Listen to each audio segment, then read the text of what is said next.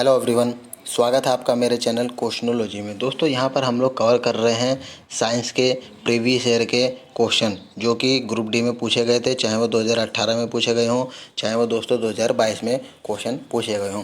Basically वैसे ये video तो दोस्तों रहती है ग्रुप डी के लिए, लेकिन जो भी कोई कैंडिडेट रेलवे का एग्ज़ाम की तैयारी कर रहा है, चाहे वो एनटीपीसी की, आरआरबी, जेई की, लोको पायलट की, टेक्नीशियन की, किसी की भी तैयारी कर रहा है, वो भी दोस्तों इस फॉर्म को देख सकता है, इस वीडियो को देख सकता है।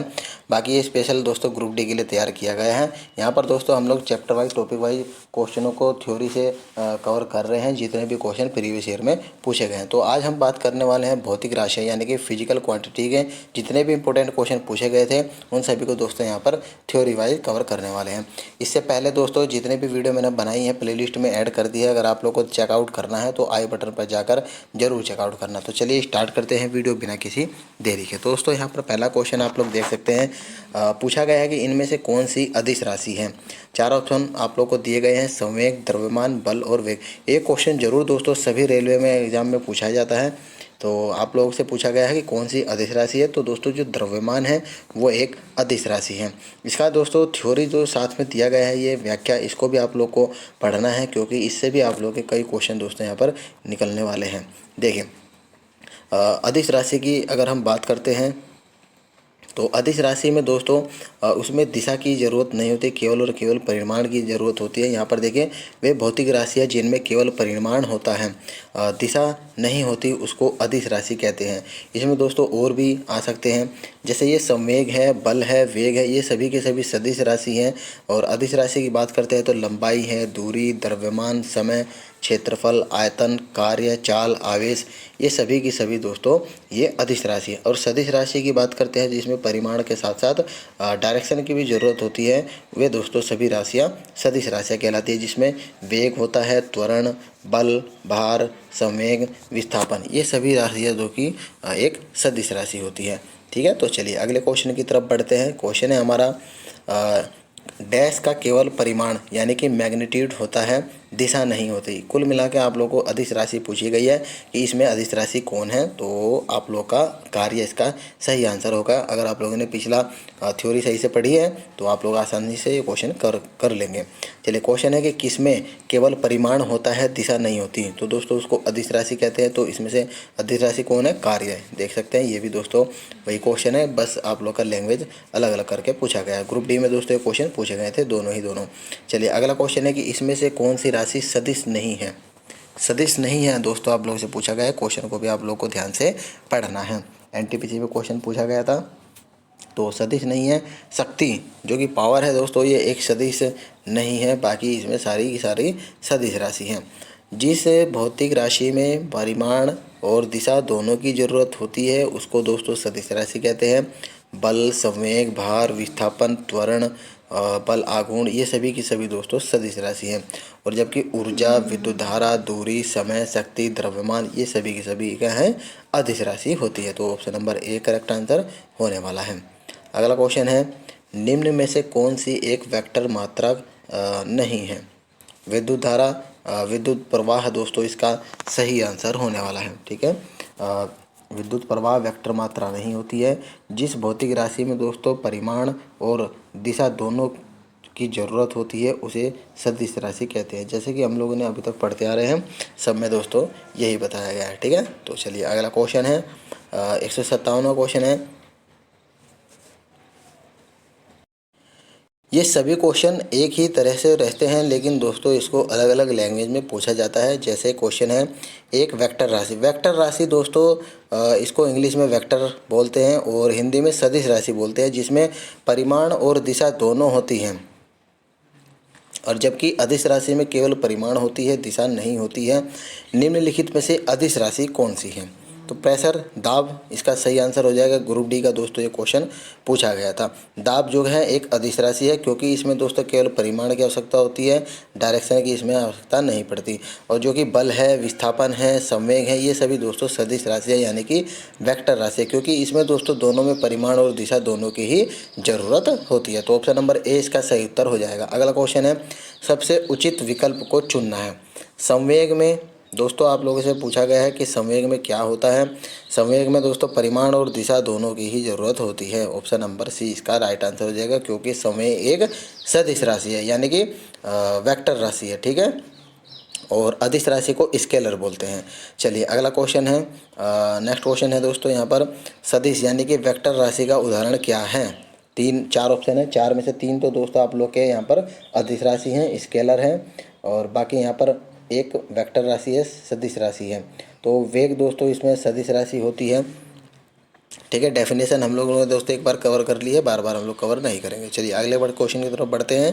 क्वेश्चन है कि एक सदिश राशि में परिमाण और दिशा दोनों होते हैं, जबकि अदिश राशि में केवल परिमाण होता है और दिशा नहीं होती। निम्नलिखित में से एक सदिश राशि कौन सी है। तो विस्थापन इसका सही आंसर हो जाएगा। देखिए दोस्तों किस तरह से आप लोग से एक ही क्वेश्चन को बार बार अलग अलग लैंग्वेज से पूछा गया है। ग्रुप डी का दोस्तों ये क्वेश्चन रहता है। चलिए तो ऑप्शन नंबर सी विस्थापन इसका डिस्प्लेसमेंट इसका सही आंसर हो जाएगा। चलिए नेक्स्ट क्वेश्चन है, निम्नलिखित में से कौन सी एक वेक्टर मात्रा है। वेक्टर मात्रा का मतलब सदिश राशि, तो वेग इसका सही आंसर हो जाएगा। आगे है सदिश राशि और अदिश राशि के बारे में एक बार और बता देता हूँ मैं आप लोग को। देखिए अदिश राशि को इंग्लिश में स्केलर क्वांटिटी कहते हैं और सदिश राशि को वेक्टर क्वांटिटी। चलिए स्केलर क्वांटिटी की बात करें तो वे राशियाँ जिनका केवल परिमाण यानी कि मैग्नीट्यूड होता है, दिशा डायरेक्शन नहीं होती, उसको अदिश राशि कहते हैं। इसमें कौन कौन सी है, द्रव्यमान, दूरी, समय, चाल, दाब, कार्य, शक्ति, ताप, आयतन, विभव, ये सभी दोस्तों ये होती हैं आप लोग की स्केलर क्वांटिटी। और सदिश की बात करते हैं तो वेक्टर क्वांटिटी की बात करते हैं तो वे राशियाँ जिनमें परिमाण के साथ साथ दिशा भी होती है उनको दोस्तों वेक्टर क्वांटिटी कहते हैं। जैसे विस्थापन, वेग, त्वरण, बल, भार, आवेग, विद्युत और संवेग, ये सभी की सभी दोस्तों सदिश राशि होती है। चलिए अगले क्वेश्चन की तरफ बढ़ते हैं। निम्नलिखित में से किस जोड़े की दिशा हमेशा एक समान होती है। तो दोस्तों जो बल है और त्वरण है उन दोनों की ही दिशा हमेशा एक समान होती है। ग्रुप डी का दोस्तों ये क्वेश्चन पूछा गया था। ठीक है, जिसमें परिमाण और दिशा दोनों दोस्तों इंक्लूड होते हैं। उन भौतिक राशियों को क्या कहते हैं, सदिश राशि बोलते हैं। चलिए नेक्स्ट क्वेश्चन है, ऑप्शन नंबर 20 का सही उत्तर हो जाएगा। अगला क्वेश्चन है कि कुछ राशियों में भौतिक गुण को दर्शाने के लिए उनके परिमाण के साथ साथ दिशा भी निर्दिष्ट की जाती है। इस प्रकार की भौतिक राशि को क्या कहते हैं, सदिश राशि बोलते हैं। इसकी भी लैंग्वेज दोस्तों अलग है, लेकिन सेम उसी तरह से दोस्तों ये क्वेश्चन पूछा गया है, ग्रुप डी का क्वेश्चन रहता है। अगला क्वेश्चन है निम्नलिखित में से किसमें दिशा और परिमाण दोनों होते हैं। तो दोस्तों यहाँ पर ऑप्शन 4 हैं, 4 में से जो संवेग ऑप्शन है ऑप्शन नंबर सी ये सही उत्तर हो जाएगा, क्योंकि यही एक संवेग जो कि है यही एक सदिश राशि है। बाकी दोस्तों ये तीनों अदिश राशि होती हैं, जो कि द्रव्यमान है, दूरी है और चाल, ये तीनों की तीनों अदिश राशि है। इसमें केवल दोस्तों परिमाण की ज़रूरत होती है। चलिए अगला क्वेश्चन है, निम्न में से कौन अदिश राशि नहीं है। अदिश राशि कौन नहीं है, इसमें 3 तो अदिश राशि हैं और एक सदिश राशि है। आरआरबी जेई का दोस्तों क्वेश्चन पूछा गया है, जो कि बल है। बल एक अदिश राशि नहीं है, ये एक सदिश राशि है। ठीक है, सदिश राशि में बल आता है, त्वरण है, वेग है, विस्थापन है। अदिश में कार्य है, समय है, दूरी है, विद्युत धारा है। ठीक है, चलिए अगला क्वेश्चन है, कार्य में डैश, इन चारों में से कौन सा सही उत्तर होगा। तो दोस्तों कार्य में कोई दिशा नहीं होती, केवल परिमाण होता है, क्योंकि दोस्तों कार्य एक अदिश राशि है। ठीक है, चलिए अगला क्वेश्चन है, आप लोगों का दोस्तों इतना पक्का हो जाएगा, आप लोगों ने अगर मेरी पूरी सीरीज़ कवर कर ली तो दोस्तों उम्मीद मानिए आप लोग का सिलेक्शन तय होने वाला है। चलिए अब दोस्तों टॉपिक हमारा आ चुका है मैकेनिक्स, जिसमें यहाँ पर हम लोग स्टार्ट कर रहे हैं वर्क से संबंधित जितने भी क्वेश्चन हैं यहाँ पर हम लोग कवर करने वाले हैं। देखिए निम्नलिखित में से सबसे इम्पोर्टेंट दोस्तों ये टॉपिक रहता है वर्क का। इसमें भी क्वेश्चन और आप लोगों से न्यूमेरिकल भी दोस्तों पूछे जाते हैं, तो अच्छा खासा दोस्तों ये टॉपिक रहता है आप लोग का। इसको बिल्कुल सही तरीके से आप लोग को पढ़ना है। देखिए निम्नलिखित में से कौन अधिक काम कर सकता है। एक घूमता हुआ पहिया, बंदूक की एक चली हुई गोली, गतिशील पत्थर, एक उठाया हुआ हथौड़ा। तो दोस्तों जो बंदूक की चली हुई गोली है वो ये अधिक काम कर सकता है। वो कैसे, यहाँ पर दोस्तों न्यूटन के नियम भी लगता है। हम लोग देखते हैं यहाँ पर थ्योरी में क्या बताया गया है। किसी भी वस्तु को कार्य करने के लिए बल और बल की दिशा में दोस्तों विस्थापन दूरी की आवश्यकता होती है, जो कि ऑप्शन नंबर बी इसका सही उत्तर हो जाएगा। न्यूटन की गति के थर्ड लॉ के अकॉर्डिंग जो कि रहता है आप लोग का क्रिया प्रतिक्रिया का नियम दोस्तों इसमें लागू होता है। जो बंदूक की निकली गोली को अधिक दूर तक विस्थापित करती है, बंदूक से निकली गोली अधिक कार्य कर सकती है। तो इस तरह से ऑप्शन नंबर बी इसका सही आंसर हो जाएगा। अब देखिए दोस्तों, आप लोग का इसी पर वर्क पर बेस एक फॉर्मूला होता है जो कि होता है W बराबर F into D into cos theta. इसी पर आधारित दोस्तों बहुत ही न्यूमेरिकल आप लोगों से पूछे जाते हैं। उसी टाइप में क्वेश्चन पूछा गया है कि 20 न्यूटन का एक बल एक वस्तु को 2 मीटर विस्थापित कर देता है और 20 जूल का कार्य करता है। बल और विस्थापन के बीच का कोण आप लोग को बताना है। तो आप लोग को दोस्तों W का वैल्यू दे दी है, ठीक है, कितनी है 20 जूल दे रखी है ऑलरेडी। F की मान दे रखा है यानी कि फोर्स का मान 20 न्यूटन दे रखा है।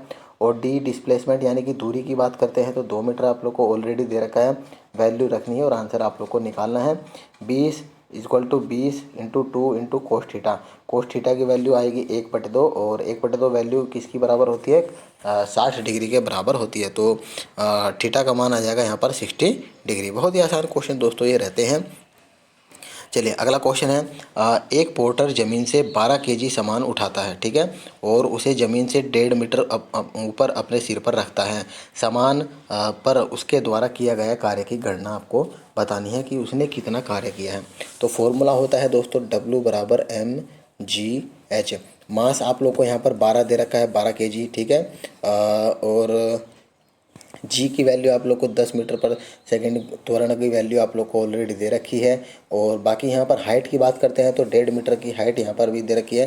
तो आप लोग को दोस्तों केवल और केवल इसको सोल्व करना है। 180 जूल इसका सही उत्तर हो जाएगा। ग्रुप डी का दोस्तों क्वेश्चन रहता है। फेवरेट क्वेश्चन दोस्तों ये वर्क से संबंधित एक क्वेश्चन आप लोग से जरूर पूछा जाता है। चलिए अगला क्वेश्चन है, यदि एक हवाई जहाज़ 4000 मीटर की दूरी तय करता है और किया गया कार्य 20,000 जूल है, तो लागू किया गया बल आप लोगों से पूछा गया है कि इसका बल क्या आएगा। ये भी ग्रुप डी का ही दोस्तों क्वेश्चन रहता है, जैसे कि आप लोग देख सकते हैं 2018 में क्वेश्चन पूछा गया था। तो दोस्तों इसको कैसे सोल्व करेंगे, तो आप लोगों को दोस्तों पता है कि W बराबर FS होता है। ये भी फॉर्मूला है, अगर कोस थीटा इसमें से हटा दिया जाए तो FS इसका फॉर्मूला हो जाएगा। आप लोग को यहाँ पर W की वैल्यू दे रखी है, दूरी की वैल्यू दे रखी है आप लोग को। बाकी आप लोग को फोर्स की वैल्यू निकालनी है तो डिवाइड आप लोग कर देंगे, 20,000 को 4,000 से भाग कर देंगे तो 5 न्यूटन इसका फोर्स का मान निकल कर आ जाएगा। बहुत ही आसान क्वेश्चन दोस्तों ये रहते हैं। चलिए अगला क्वेश्चन है, ज़मीन के ऊपर एक बिंदु पर किसी वस्तु की गुरुत्व स्थिति ऊर्जा को डैश में किए गए कार्य के रूप में परिभाषित किया जाता है। तो दोस्तों इसे गुरुत्वाकर्षण के विपरीत ज़मीन से उस बिंदु पर उठाने में किए गए कार्य के रूप में दोस्तों इसको परिभाषित करते हैं। देखिए ग्रुप डी का दोस्तों ये क्वेश्चन पूछा गया था 2018 की शिफ्ट 18 में सेकंड शिफ्ट में दोस्तों ये क्वेश्चन पूछा गया था। तो ऑप्शन नंबर ए इसका सही उत्तर हो जाएगा। चलिए नेक्स्ट क्वेश्चन है कि 1 केजी की एक वस्तु को 10 मीटर की ऊंचाई तक उठाया जाता तो गुरुत्व बल के द्वारा किया गया कार्य आप लोग को बताना है। हम लोगों ने अभी फॉर्मूला पढ़ा था कि W बराबर mgh। तो m की वैल्यू इसमें दी गई है ऑलरेडी, g की वैल्यू 9.8 यहाँ पर दिया गया है, पिछले क्वेश्चन में 10 मीटर पर सेकंड दिया गया था। और इसके बाद हाइट यहाँ पर 10 मीटर की दे रखी है, तो आप लोग को सीधा सोल्व करना है। 98 जूल इसका निकल कर आने वाला है। लेकिन इसमें दोस्तों यहाँ पर देख सकते हैं गुरुत्व बल के द्वारा किया गया कार्य आप लोगों से बताया गया। तो यहाँ पर दोस्तों जो विस्थापन है बल की दिशा के विपरीत हो तो कार्य दोस्तों निगेटिव में होता है।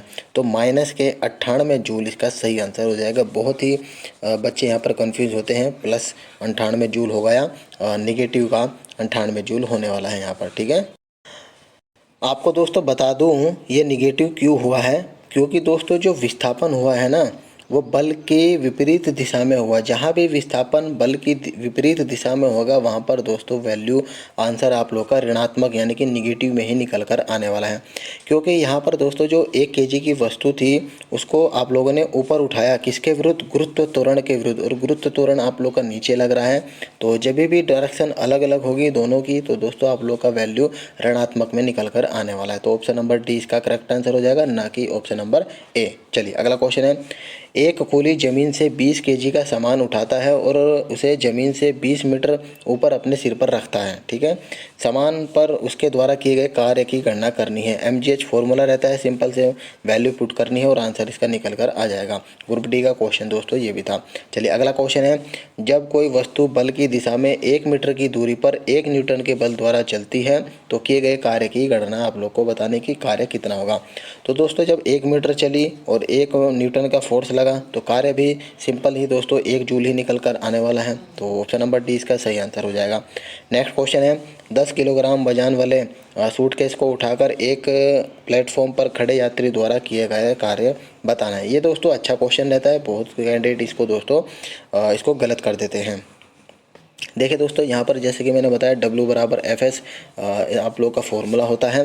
तो यहाँ पर 10 किलोग्राम का वजन वाले एक सूटकेस को उठाने में एक प्लेटफॉर्म पर खड़े यात्री को कितना कार्य करना होगा। तो जब आप लोग को पता है कि W बराबर FS फॉर्मूला होता है, F यहाँ पर होता है दोस्तों बल, तो यहाँ पर उसका मान रख देंगे हम 10 kg और बल की दिशा में विस्थापन S होता है ना। तो आप लोगों ने देखा कि दोस्तों जो कोई कैंडिडेट है मतलब कोई व्यक्ति है, उसने 10 kg का वेट अपने सिर पर सूटकेस को उठाकर यहाँ पर खड़ा हुआ है, लेकिन वो चला नहीं है, आगे कहीं भी दिशा में नहीं चला है, वो अपने ही पोजीशन पर खड़ा है।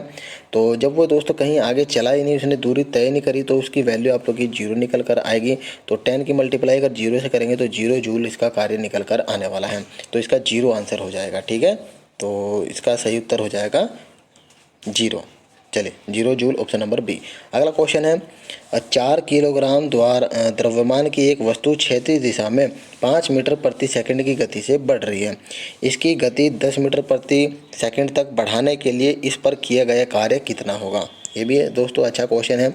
इसमें जो 4 किलोग्राम है ये m की वैल्यू दी गई है और ये जो 5 मीटर है ये आपका वेलोसिटी का मान दे रखा है, वेग का मान। इसके बाद 10 मीटर प्रति सेकंड तक बढ़ाने के लिए ये V2 का मान दे दिया है, V1 ऑलरेडी दे रखा है, V2 भी आप लोग को दे रखा है और कार्य की वैल्यू आप लोगों से पूछ ली है। तो दोस्तों जो कार्य का फॉर्मूला होता है मैं आपको बता देता हूँ, एक फॉर्मूला इसको नोट करना है आप लोग को। इसमें दोस्तों गतिज ऊर्जा होगी। ठीक है, जो कार्य होगा, कार्य है गतिज ऊर्जा के बराबर होता है, काइनेटिक एनर्जी, उसका फॉर्मूला होता है ½ mv²। अब यहाँ पर आप लोग देखिए दोस्तों, जो गतिज ऊर्जा के बराबर होगी कार्य, इसका फॉर्मूला इस तरह से हम लोग यहाँ पर लिखेंगे 1/2 m v2² माइनस v1 का स्क्वायर। ये वाला फॉर्मूला दोस्तों आप लोग को यहाँ पर लगाना होगा।